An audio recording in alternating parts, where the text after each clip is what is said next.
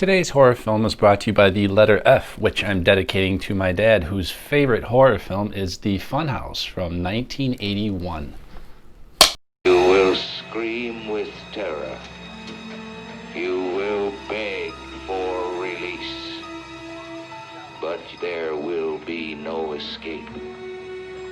For there is no release from the Funhouse.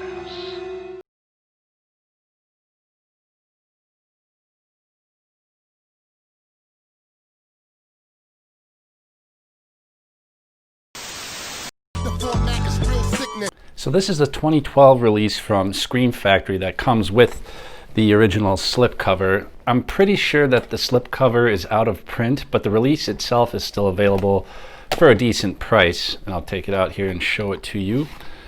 And the audio-visual presentation of the movie itself is average. It's not bad, it's not great, but... And on the inside we've got reversible slipcover, which is... reversible sleeve, which is the slipcover. Got this here, and it features very original and kind of what can I say, impressive panamorphic widescreen camera work that looks really nice. And the extra features include a audio commentary with director Toby Hooper, interview with producer Mark L. Lester, who directed my beloved Class of 1984. There's a few TV spots and a theatrical trailer. I recently saw a documentary on the making of Funhouse on YouTube. I'm not sure if that documentary is on this release, but if it isn't, you should check it out because it's pretty good. The Funhouse begins with an homage to the Vivien Leigh shower scene from Elizabeth Berridge plays Amy, a teenager whose younger brother Joey is a practical joker. Amy heads out for a night at the carnival with her boyfriend Buzz and their two friends. Joey sneaks out of the house and also heads off for the carnival. And along the way he encounters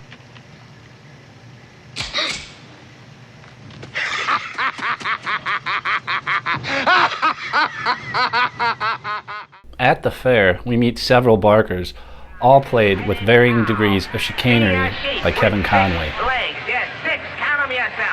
You're going to see some of the most beautiful girls you've ever seen in your life. Who will dare to face the challenge of the Funhouse? The gang goes to a magician show, followed by a visit to the fortune teller. One of the guys comes up with an ingenious In the Funhouse. So the gang agree and hop a ride abound into the Funhouse. Once inside, they are treated to all kinds of spooks and scares. And then, at midnight, the carnival shuts down.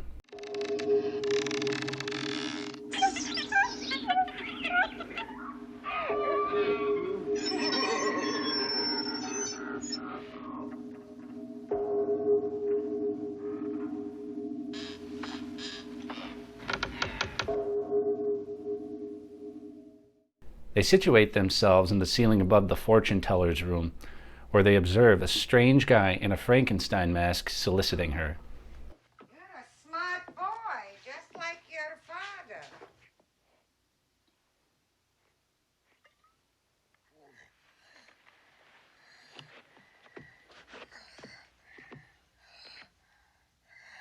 Not enough. After services have been rendered, the monster wants his money back, to which the fortune teller will not I know what you're oblige. thinking. You want the money back. Too late, my friend. A bargain is a bargain. And that turns out to be a grave mistake. Leave me alone or I'll put a curse on you and your own lot.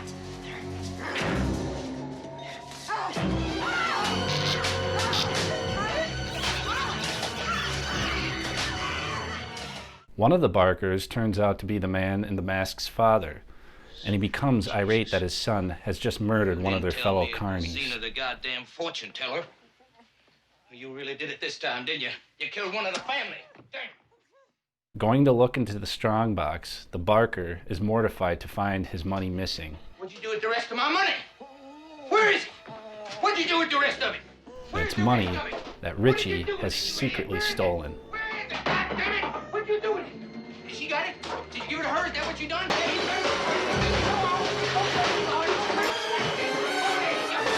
You hit yourself. I'm gonna hit, boy. Go on, hit yourself. Hit yourself. That more. Hit it more. tell you. Hit it, boy. Hit it. Hit yourself, boy. You better hit yourself. I'm gonna hit you. Tell me where that money is. Tell me where my money is. Where is it? Richie drops his lighter through the crack in the ceiling. Tell me where.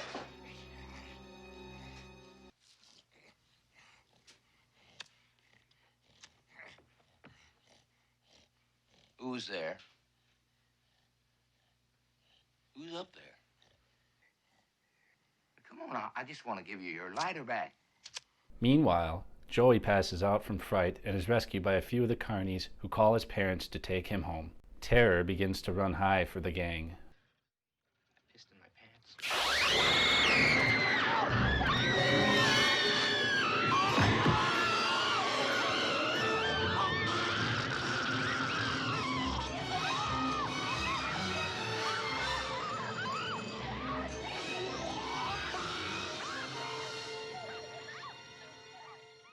Buzz makes a terrible mistake.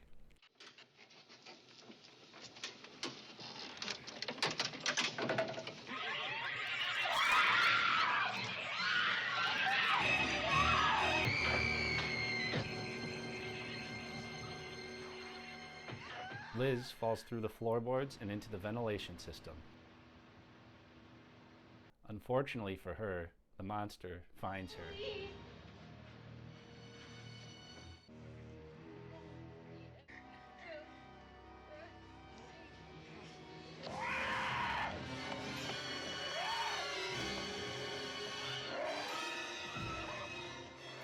The Barker catches up with Buzz and Amy.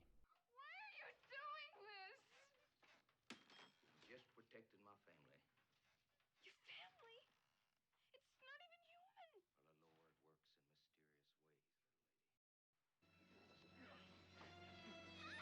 Well, the Lord works in mysterious ways.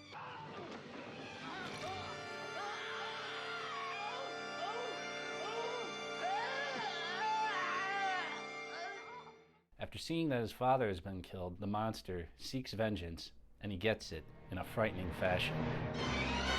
Finally over, and as she walks out of the funhouse, she's left with a haunting reminder of what happened the previous night.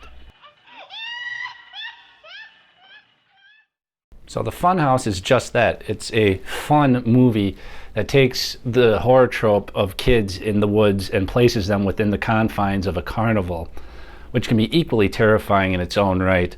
The artifices of bright lights, maniacal laughter, freakish-looking deformed people can all have a completely disorienting effect. The movie is light on the violence and on the plot, but one has to admire the consideration that the filmmakers had to give with regards to the eerie and uncanny situations that begin in an almost comical fashion, like with the fortune teller and the Barker erstwhile in the film, and how they degenerate into nightmarish conclusions. I don't think you're going to find many other pictures that can achieve this type of black humor. And unlike many other low-budget horror films, the teens in this are relatively likable, and much attention is given to the suspense as opposed to the gore and special effects. It was interesting to find out that Tobe Hooper directed the music video for Billy Idol's Dancing with Myself, which is one of my favorite music videos of the 1980s, and he incorporated some of the creepy dolls from the movie into that music video. And Hooper concludes his film and follows in the footsteps of his previous effort, The Texas Chainsaw Massacre, ending on a note of delirious cackling that haunts the viewer. Don't come back or I'll break every bone in your fucking bodies. That's all for this time. We'll see you next time when we go to the movies.